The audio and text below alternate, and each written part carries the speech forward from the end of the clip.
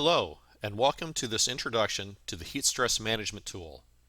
I'm Harry Elston, Principal of Midwest Chemical Safety. This tool was developed by Mike Schmolt and me back in 2018. Both Mike and I are certified industrial hygienists who have responsibilities in heat stress management. We required a fast, field-friendly, and easy-to-use tool to help supervisors manage heat stress without a lot of hassle. The tool, as you see here, is an Excel workbook. Instructions are given on the first tab. The tool itself is on the second tab. And the third tab contains tables that the tool will draw from for calculations. These tables contain values for various constants from the 2018 ACGIH TLV handbook. The application of the ACGIH threshold limit values to heat stress can be a convoluted process. Our goal in the development of this tool was to make the entire process of evaluating exposure and preventing overexposure in a heat stress environment easier and faster for the safety professional and the supervisors that are in the field. An unanticipated benefit of this tool is that it can be easily adopted for training on heat stress. As the tool is highly interactive, users can immediately see the effects of changing the level of work or temperature or wearing different protective clothing on their exposure. The graph is the major output of the tool. The upper line is the threshold limit value for heat stress for a fully acclimatized worker, while the lower blue line is the action level for a fully acclimatized worker. This lower line can also be thought of as the exposure limit for a non-acclimatized worker. The green diamond is the calculated exposure. The tool assumes a three-phase work regime: preparation, work, and recovery. In order to use the tool, you will need the following information. All inputs are made in the space next to green boxes. The wet bulb globe temperature for all three work phases. These temperatures are input in degrees Fahrenheit and are converted to degrees Celsius. It is best that this information come from an instrument, but in the absence of an instrument, the temperatures can be estimated either through the NOAA weather website or a method found in the Journal of Occupational and Industrial Hygiene. Both references are found in the notes. Remember, the more accurate the information, the better the calculation will be. The type of protective clothing to be worn during the work period. This is selected from a drop-down list, as seen here. Please note that Level A fully encapsulated vapor barrier suits are not supported in this tool.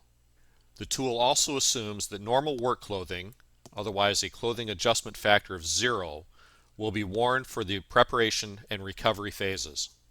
A qualitative description of the exertion level performed during preparation, work, and recovery. These are also input in a drop-down list for each phase. Worker weight in pounds. Times for preparation, work, and recovery. Heat stress is calculated over a period of 1 hour or 60 minutes. Under no circumstances should the sum of the preparation, work, and recovery times exceed 90 minutes for this tool. The age of the worker. This is used to calculate the maximum heart rate should the safety professional opt for physiological monitoring. Let's go through a couple of examples on how this tool works for job planning and calculation of exposure. Our workforce is acclimatized to the hot, humid Midwestern summer. Today's work will incorporate 20 minutes of preparation,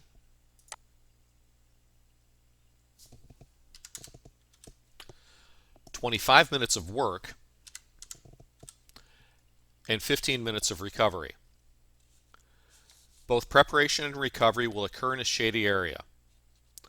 Yesterday, we measured the WBGT temperature at 9 a.m. and 10 a.m. and the measurement was 85 degrees on both measurements. Today's forecast is the same.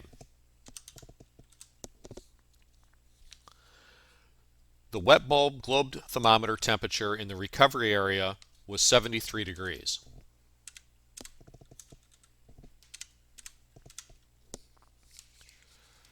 Our worker weighs 220 pounds, and regular work clothes will be worn throughout the evolution. The exertion level during preparation is light. The exertion work level is heavy. And complete rest will be allowed for recovery. You see the results place the planned exposure above the action level, but less than the threshold limit value for heat stress for an acclimatized worker. Let's take a moment to what if the current scenario. How does the exposure change if we require a polypropylene suit?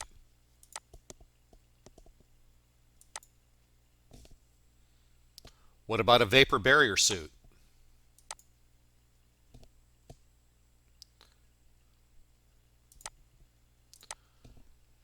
What if our WBG temperature were the same for preparation, work, and recovery at 85 degrees?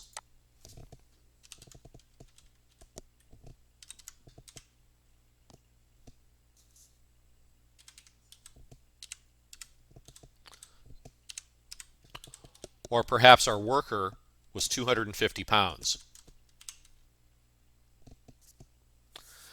By changing the variables, you can immediately see how exposure will change, and you can plan the work accordingly.